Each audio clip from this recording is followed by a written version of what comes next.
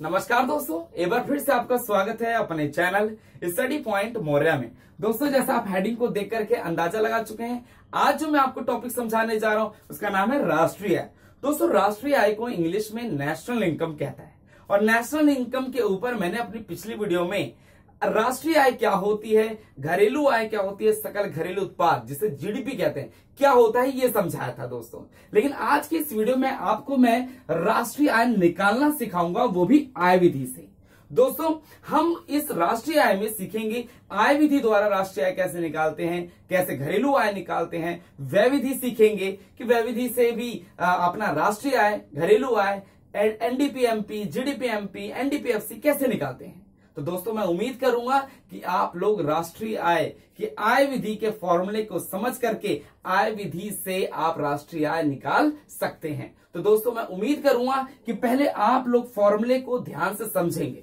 जब आप फॉर्मूला समझ गए तो उसके आधार पर हम एक क्वेश्चन करेंगे। तो दोस्तों, मैं उम्मीद करूंगा कि आप लोग ध्यानपूर्वक सुनेंगे और इसको दोस्तों या तो आप स्क्रीनशॉट ले सकते हैं या तो अपनी कॉपी में नोट कर सकते हैं इस फॉर्मूले को। ठीक है दोस्तों, चलिए स्टार्ट करते हैं। हमारा राष्ट्रीय आय, दोस्तों मैंने बताया था जैसे राष्ट्रीय आय क्या होती है कि एक देश के निवासियों द्वारा, एक देश के सभी निवासियों द्वारा अर्जित की गई या सृजित की गई आय के जोड़ को राष्ट्रीय आय कहते हैं, जिसमें विदेशों से प्राप्त शुद्ध साधन आय को भी शामिल किया जाता है। यही बताया था। तो देखते हैं आय विधि क्या होती है दोस्तों। आय विधि नाम से पता लग रहा है इनकम मेथड।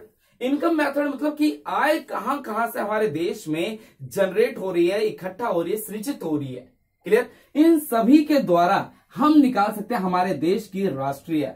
दोस्तों, राष्ट्रीय आय को एनएनपीएफसी कहता है। एनएनपीएफसी क्या होता है मैंने बताया था। पहला वाला नेशनल नहीं होगा, क्या होगा? नेट होगा। Net national product at factor cost, कारक लागत पर शुद्ध राष्ट्रीय उत्पाद, या कह सकते हैं कारक लागत पर निवल राष्ट्रीय उत्पाद। तो दोस्तों, अगर पेपर में आ गया कि राष्ट्रीय आय ज्ञात करो, तो राष्ट्रीय आय को ज्ञात करने के लिए आप लिखोगे एनएनपीएफसी बराबर COE plus OS plus MI plus में एनएफआई। ये दोस्तों ये फॉर्मूला है। अगर पेपर में बोल देता है कि भाई घरेलू आय निकालिए, क्या निकालिए?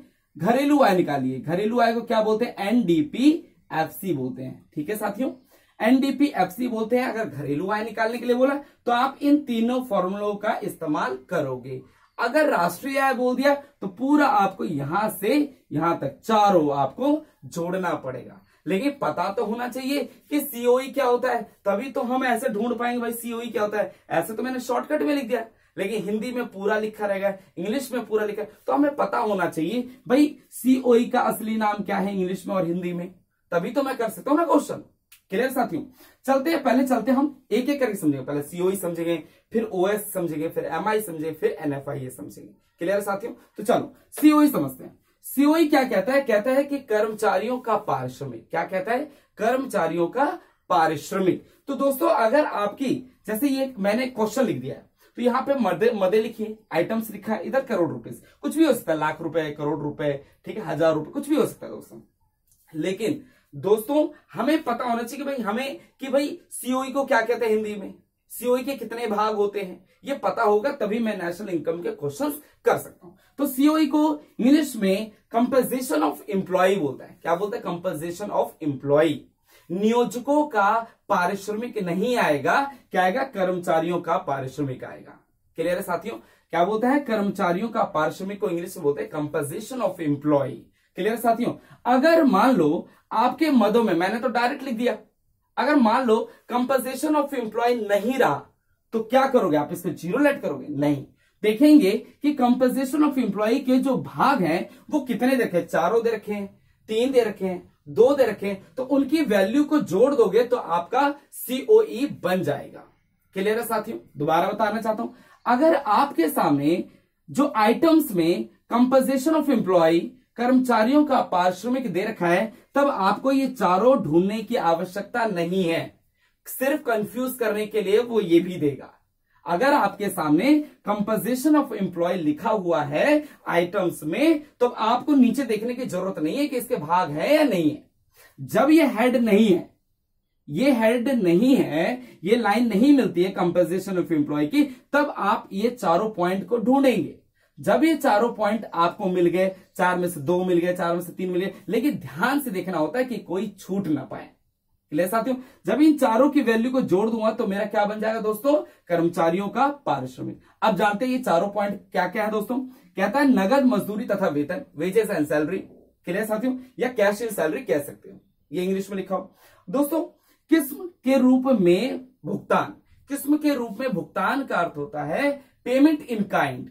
सो ये आपको ये ढूंढना पड़ेगा कि भाई क्या इसका कितनी, इसकी कितनी 100 वैल्यू लिखी, ठीक है जी ये 100 हो गया। ये नहीं दिया, मान लो इसकी 100 वैल्यू होगी, इसकी 50 हो गई, इसकी 20 हो गई और इसकी आपकी 10 हो गई। तो दोस्तों हमारा ये कुल मिला कितना हो गया? 100, 150, 170, 180। तो ये चारों का जब मैं वैल्यू जोड़ूंगा तो मेरा सीओई क्या बन जाएगा? 180। मान लो ये 200 दे रखा है, क्या आपका सीओई? तो आपको ये लिखे, ये ढूंढने की आवश्यकता नहीं है, क्योंकि ये देखना भी नहीं है आपको। क्यों? क्योंकि आपको कर्मचारियों का पार्श्व पहले से 200 दे रखा है। क्लियर साथियों? अब देखो भाई मैंने क्या बताया, पहला क्या मिला आपको? नगद मजदूरी तथा वेतन, फिर किस्म के रूप में भुगतान, है ना, पेमेंट इन काइंड, फिर सामाजिक सुरक्षाओं में मालिकों का अंशदान।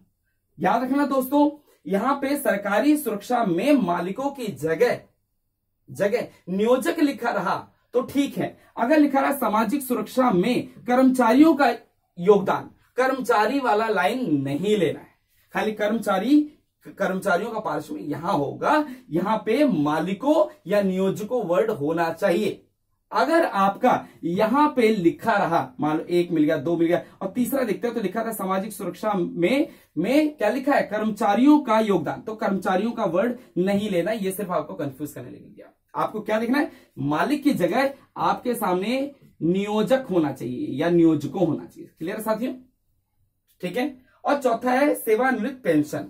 सेवानिवृत्त पेंशन, ये दोस्तों ये सेवानिवृत्त पेंशन क्या होता है? जो सर्विस का कॉन्ट्रैक्ट होता है वो होती है, कोई ओल्ड एज पेंशन का नहीं इसमें मेंशन है कि ओल्ड एज पेंशन को भी जोड़ा नहीं। ये जोड़ा जाएगा कि भाई जो सर्विस का कॉन्ट्रैक्ट होता है उसी को बोलते हैं सेवानिवृत्त पेंशन। जो एंड में सर्विस का कॉन्ट्रैक्ट होता है कि 1 साल 2 साल, तो उसका जो भी होता है सर दोस्तों, वो जो होता है कि सर्विस का कॉन्ट्रैक्ट जो दे रखा होता है वो उसकी पेमेंट कर दी जाती है। तो ये आपका क्या बन जाता है दोस्तों? ये चारों मिलाकर के सीओई बन जाता है। क्लियर साथियों? अब चलते हैं अपने ओएस के पास। ओएस है ना, जो हम खाते हैं, ओएस वाला नहीं है दोस्तों, ये ओएस है ऑपरेटिंग सरप्लस।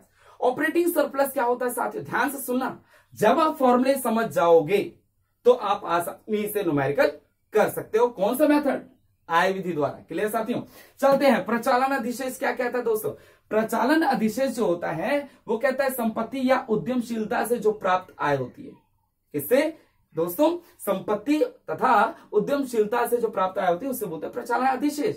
और प्रचालन अधिशेष अगर मैंने जैसे ये बताया था वैसे, अगर प्रचालन अधिशेष की वैल्यू डायरेक्ट ओएस की वैल्यू दे रखी है, जैसे मैंने यहां लिख दिया ओएस की वैल्यू 3 से दे रखी है, तो बाकी आपको ये सारे चीज नहीं देखने हैं।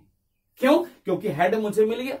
अगर मान लो प्रचालन अधिशेष नहीं दिया, फिर मुझे जोड़ना किराया, लाभ, किराए की वैल्यू कितनी है, लाभ की वैल्यू कितनी है, ब्याज की वैल्यू कितनी है और रॉयल्टी। इन चारों की वैल्यू को जोड़ दूंगा तो मेरा क्या बन, 1 2 3 4, चारों को जोड़ूंगा तो मेरा दोस्तों क्या मिल जाएगा? प्रचालन अधिशेष। याद रखना दोस्तों, किराया को लगान भी बोलता है। क्या बोलता है? किराया को लगान भी बोलता है। अगर आपको मान लो किराया की वैल्यू कुछ भी दे दिया, ठीक है, फिर आप ढूंढोगे लाभ का है। मान लो लाभ डायरेक्ट नहीं दिया, फिर लाभ के भी बच्चे हैं। लाभ के 3 भाग है दोस्तों। हमें चाहे 1 लाभ मिल गया, चाहे 2 लाभ मिल गया, चाहे 3, तीनों को, दोनों को जो भी मिल गया उसको जोड़ के लाभ बना दोगे। क्या लाभ डायरेक्ट नहीं लिखा रहा? अगर डायरेक्ट लिखा रहा कि लाभ का 200 तो आपको नीचे देखने की जरूरत नहीं। क्लियर है साथियों? दोबारा बता रहा हूं, हमें सिर्फ हेड को देखना है। हेड मिल गया, नीचे नहीं देखना। मान लो फिर ठीक है हेड नहीं है, 1 2 3 4, इन चारों को ढूंढो। 1 2 3 4 था, नहीं है जी। फिर लाभ के बच्चों को याद करो भाई, लाभ के बच्चों का नाम है लाभांश, निगम कर या निर्गम लाभ कर कह सकते हो या अवितरित लाभ कह सकते हो। दोस्तों याद रखना, लाभांश को वितरित लाभ कहता है। यह लाभ का वह भाग होता है जिसे भागीदारियों के पास होता है, जो शेयर होल्डर होते हैं उनके पास होता है। क्या? लाभांश। लाभांश का दूसरा नाम है वितरित लाभ। समझ आया दोस्तों? उसके बाद चलते हैं निगम लाभ का। ये निगम का लाभकारी जो होता है, ये देखो वह लाभ का वह रूप है जो सरकार को दिया जाता है। निगम जो लाभ कर होता है, निगम कर लिखा हो या लाभ कर लिखा हो या सिर्फ लाभ कर लिखा हो, निगम कर, निगम लाभ कर कुछ भी लिखा रहा दोस्तों, तो ये आपका जो कॉर्पोरेटिंग टैक्स होता है वो होता है, या प्रॉफिट टैक्स कह सकते हैं। क्लियर साथियों? ठीक है, ये भी समझ आ गया। और अवितरित लाभ या इसे प्रतिधारित लाभ भी कहते हैं, या इसे निगम बचत भी कहते हैं, जिसे फर्म जो होती है ये अपने पास रखती है कि कभी संकट के समय मैं उसको इस्तेमाल कर सकूं, उसे बोलते हैं निगम बचत या अवितरित लाभ, जो अनडिस्ट्रीब्यूटेड प्रॉफिट होता है। क्लियर साथियों? जब मुझे 1 2 3 ये तीनों मिल गया, आइटम्स मिल गया, तो तीनों जोड़ो क्या बन गया? लाभ। अगर लाभ ऑलरेडी है तो आपको ये तीनों लिखा हो लेकिन इसको लेना नहीं है। ठीक है साथियों? मतलब अगर मुझे लिख गया किराया, लाभ, ब्याज और रॉयल्टी, इन चारों की वैल्यू को जोड़ दो, चाहे लाभांश 1000 करोड़ रुपए भी क्यों ना हो, आपको नहीं देखना, क्यों? लाभ ऑलरेडी दे रखा है। ठीक साथियों? वो कंफ्यूज करने के लिए देगा आपको कि भाई हम आइटम्स में लाभ के बाद मैं तो आपको निगम कर भी दूंगा, लेकिन निगम कर आपको नहीं लेना है, क्या लेना है? सिर्फ लाभ लेना है। तो एक में समझ आ गया होगा दोस्तों। अगर मुझे प्रचलाधीशेष दे रखा है तो मुझे नीचे इन चारों को ढूंढने की जरूरत नहीं है, ना लाभ के बच्चों को ढूंढने की जरूरत है। क्लियर? अगर मेरे पास प्रचलाधीशेष नहीं है फिर चारों को ढूंढो। भाई किराया को लगान भी बोलता है, या लगान कितना है? लाभ है, हाँ जी लाभ है, तो नीचे फिर नहीं देखना। फिर याद रखना रॉयल्टी बहुत कम दी जाती है। क्लियर साथियों? रॉयल्टी की वैल्यू या रॉयल्टी जो आइटम्स है ये बहुत कम लिखा होता है नेशनल इनकम को फाइंड आउट करने के लिए। ठीक है दोस्तों, आगे चलते हैं दोस्तों। क्या लिखा है? स्वनियोजितों की मिश्रित आय। स्वनियोजितों की मिश्रित आय का मतलब होता है, देखो मिक्स्ड इनकम होता है दोस्तों, मिश्रित आय होती है। मिश्रित आय क्या होती है? व्यक्तियों की आय को कहते हैं। ठीक है दोस्तों? व्यक्तियों की मिश्रित आय क्या होती है? स्वनियोजितों की, व्यक्तियों की स्वनियोजित की आय को क्या बोलते हैं? मिश्रित आय बोलते हैं। दोस्तों याद रखना, मिश्रित आय शॉर्ट में भी लिखा हो सकता है, और स्वनियोजितों की मिश्रित आय। स्वनियोजित का मतलब कि जहां पर सेल्फ एम्प्लॉयड कर करके आय प्राप्त की जाती है, वो मिश्रित आय कहलाती है। क्लियर है साथियों? देखो दोबारा बता रहा हूं, सीओई को क्या बोलता है? कर्मचारियों का पारिश्रमिक। अगर ये है तो चारों को ढूंढने की जरूरत नहीं है, अगर ये नहीं है तो चारों में से चाहे 2 हो चाहे 3 हो, ढूंढ करके उसको सीओई बना देना है। ठीक है, समझ आया? उसके बाद प्रचलाधीशेष को इंग्लिश में बोलता है operating surplus. Operating surplus direct लिखा हुआ है तो मुझे ये नीचे ये चारों और इस लाभ के तीनों बच्चों को ढूंढने की जरूरत नहीं है। क्लियर? जब मान लो ऊपर प्रचलाधीशेष नहीं दिया है तो साथियों आपको ये चारों ढूंढने की जरूरत है। ध्यान से देखना, अगर चारों में से किराया दे दिया, ब्याज दे दिया, लाभ नहीं दिया, तो लाभ के तीनों बच्चों को ढूंढो, चाहे 2 हो दोनों की वैल्यू को जोड़ कर लाभ बनाओ, तीनों हो तीनों की वैल्यू को जोड़ के लाभ बनाओ, 1 है तो 1 की वैल्यू को जोड़ करके लाभ बनाओ। अगर रॉयल्टी नहीं है तो उसको 0 लेट कर लेना। ठीक है, इन चारों जोड़ोगे तो आपका ओएस निकल जाएगा। एमआई डायरेक्ट, ये दोस्तों 50% कभी दिया होता है कभी नहीं दिया होता है आइटम्स में। क्लियर है? तो मिक्स इनकम भी डायरेक्ट मिल जाता है, अगर नहीं होगा तो छोड़ देना, 0 मान लेना। क्लियर साथी? अब चलते हैं NFI, net factor income from abroad. Net factor income from abroad, विदेशों से प्राप्त शुद्ध साधन आय। और याद रखना दोस्तों, जब मैं विदेशों से प्राप्त करूंगा तो अगर मैंने विदेशों को देना भी है, अगर मान लो कुछ सामान मंगवाया तो उसकी पेमेंट करनी है ना? अगर विदेशों से मान लो 50 रुपए का सामान मंगवाया मैंने विदेशों से, सॉरी दोबारा बता रहा हूं, अगर मैं विदेशों में मैंने ये 50 रुपए का मार्कर भेजा तो उन्होंने मुझे पेमेंट करी, तो विदेशों से कितना प्राप्त किया? 50 रुपए। फिर मैंने क्या, उन्होंने मुझे पेन भेजा था तो मैंने 30 रुपए का पेन का पेमेंट किया, तो कितना दे दिया? 30 रुपए पेमेंट कर दी, तो माइनस किया तो मेरा दोस्तों 20 रुपए जो आ गया नेट फैक्टर इनकम, शुद्ध प्राप्त किया मैंने। कितना शुद्ध है मेरा? कोई कर्जा नहीं है मेरे पे, मैंने कर्जा मुक्त कर दिया। तभी तो बोल रहा है विदेशों को दे, विदेशों को दे भाई, विदेशों को दे शुद्ध साधन। याद रखना, विदेशों से प्राप्त और विदेशों को दे, ये माइनस करूंगा तभी मेरा एनएफआईए प्राप्त होगा। क्लियर है साथियों? एक बात और याद रखना, कभी कभी पेपर में शुद्ध नहीं लिखा होता है। मान लो ये दे दिया विदेशों से प्राप्त साधन है और नीचे लिखा विदेशों को दे शुद्ध साधन है, तो याद रखना शुद्ध जहां होगा वो बड़ा बन जाएगा, मतलब कि इसका ये कुछ नहीं, ये जो है ये आपका कुछ नहीं माना जाएगा क्योंकि शुद्ध है ना दोस्तों। तो हमें चाहिए net factor income from abroad चाहिए, लेकिन net factor income factor income from abroad net नहीं है। शुद्ध नहीं है, तो हमारा जो शुद्ध होगा वो हेड बन जाएगा। अब यहां पे क्या लिखा है, विदेशों को दे, विदेशों को दे शुद्ध साधन है। ये इसका चाहे 500 हो चाहे 1000 हो, इसका कोई वैल्यू नहीं। अगर इसका 10 है तो ये हेड बन गया, क्यों, इसके साथ शुद्ध है। जो शुद्ध है तो कितना है, को दे, कितना शुद्ध देना है दोस्तों, प्लस है तो वैल्यू 10 है, तो यहां पे आपका क्या आएगा, -10 आ जाएगा। क्लियर हो गया। एक बार और बताना चाहता हूं, मान लो इसके पास शुद्ध नहीं है और इसके पास शुद्ध नहीं, फिर ये दोनों भाई बन गए। भाई इसकी वैल्यू जो थी, मैंने बताया था अभी, इसकी वैल्यू क्या थी 50 और इसकी वैल्यू थी 30। क्यों, दोनों में शुद्ध नहीं है, तो दोनों फिर भाई बन गए दोस्तों। क्लियर। अगर मान लो ये शुद्ध, ऊपर शुद्ध हुआ, ऊपर शुद्ध हुआ नीचे शुद्ध नहीं है, तो ये खाली आपको डाउट के लिए दिया है, फिर ये हेड बन जाएगा। क्यों, जो शुद्ध होता है वो हेड होता है, वो हेड बन जाता है उसके आधार पर। जैसे विदेशों से प्राप्त शुद्ध साधन है, तो शुद्ध इसके पास है और इसके पास शुद्ध नहीं है, तो इसका चाहे वैल्यू करोड़ों रुपए लिखा हो, लाखों रुपए लिखा, विदेशों को दे, उसकी वैल्यू 0 है। क्यों, हमें शुद्ध चाहिए। क्लियर। अगर दोनों में शुद्ध है तो फिर दोनों की टक्कर होगी, दोनों में शुद्ध नहीं है तो फिर दोनों की टक्कर होगी दोस्तों। क्लियर है मेरी बात। जिसके पास शुद्ध होगा, मान लो इसके पास शुद्ध है तो को दे है, विदेशों को पेमेंट करनी है, तो वो माइनस में चला जाएगा। अगर ऊपर है विदेशों से प्राप्त शुद्ध साधन है 10 है और नीचे कुछ शुद्ध नहीं लिखा है दोस्तों, तो ऊपर वाला ही बड़ा माना जाएगा। क्लियर है। जिसके साथ शुद्ध होगा, दोनों पास शुद्ध है, तो विदेशों से में से विदेशों को माइनस कर दो तो आपका NFIE मिल जाएगा। क्लियर साथियों। उसके बाद अगर नीचे शुद्ध है तो ऊपर वाले को नहीं लेना, को है विदेशों को दे शुद्ध साधन, तो विदेशों को पेमेंट करनी है साथियों। जब पेमेंट करेंगे हम तो हमारा क्या होगा, माइनस में हो जाएगा। क्लियर है साथियों। उसके बाद अब चलते हैं, हम एक क्वेश्चन करते हैं, करें तो मैं उम्मीद करूंगा कि आपको फॉर्मूला समझ आया। दोस्तों अगर पेपर में बोलता भैया घरेलू आय निकालिए, क्या निकालिए, घरेलू आय निकालिए, तो भैया COE plus OS plus MI इन तीनों को जोड़ दो, इन तीनों को जोड़ दोगे तो आपका घरेलू आय आ जाएगा। क्या लिखा है, net domestic product at factor cost, कारक लागत पर शुद्ध घरेलू उत्पाद। याद रखना, घरेलू को देसी अभी भी बोलता है, क्या बोलता है, देसी अभी बोलते हैं। ठीक है साथियों। अब यहां पे लिखा है राष्ट्रीय आय ज्ञात कीजिए। यहां तो लिखा नहीं आय विधि द्वारा निकाल लो या व्यय विधि, यहां देखो वैल्यू को देखो, आइटम्स में देखो किसकी रखी है। अब एक चीज बताओ, मैंने बताया था अब हम इस क्वेश्चन को करेंगे, मैंने बताया था भाई आपको आइटम्स में ढूंढना। पहले क्या ढूंढना, मान लो इसने बोल दिया कि भाई राष्ट्रीय आय निकालो, क्या निकालो भाई दोस्तों, राष्ट्रीय आय निकालो, मतलब कि NNPFC निकालो। अब ठीक है जी, अब ढूंढते पहला COE। चलो मेरे साथ ढूंढो जरा, COE लिखा है जी, हाँ लिखा है, कितना है 500 है। क्या कह रहे हो, अब हमें इनके बच्चों ढूंढने की जरूरत नहीं भाई, क्यों, क्योंकि हमें हेड मिल चुका है। क्लियर है साथियों। तो हमें COE मिल गया, हमें नीचे देखने की जरूरत नहीं, ज्यादा पजल नहीं करना अपने आप को। ठीक है। अब चलते COE के बाद क्या आता है दोस्तों, OS आता है। OS दे रखा है जी, हाँ डायरेक्ट में लिख दिया, OS दे रखा है। OS कितना दे रखा है दोस्तों, 300।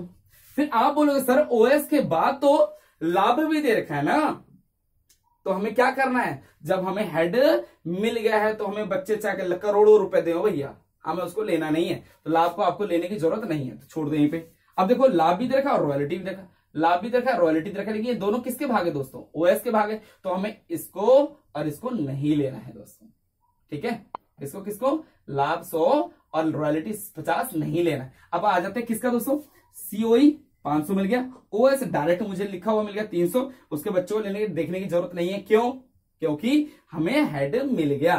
क्लियर। MI मिश्रित आय कितना दे रखा है दोस्तों, 100 दे रखा है। कितना दे रखा है, 100, तो यहां पे जोड़ देंगे हम 100। क्लियर हो गया। अब देखो लिखा विदेशों से प्राप्त शुद्ध साधन है।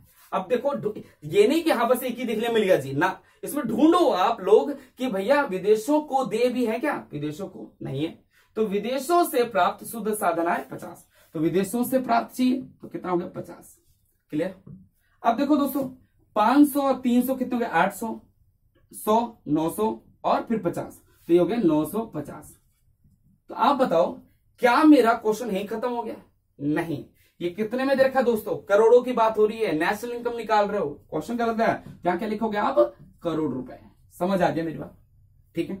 अगर फिर बोलो कि भाई घरेलू आय निकालने के लिए बोलते हैं कि यहां छोड़ दिया राष्ट्रीय आय मत निकालो, घरेलू आय निकालो, तो घरेलू आय में क्या है दोस्तों, 1, 2 और 3, ये तीनों को जोड़ना है मुझे क्या हटा देना, अपना नीफा हटा देना। तो दोस्तों मैं नीफा हटा देता हूं, तो मेरा 50 माइनस कर देता हूं, तो भैया 500, 300 और 100 कितना हो गया दोस्तों, 900। तो 900 मेरी क्या आ गया एनडीपीएफसी। क्या लिखूंगा मैं यहाँ? करोड़ रुपए, ठीक है, तभी मेरा सही मान रहेगा।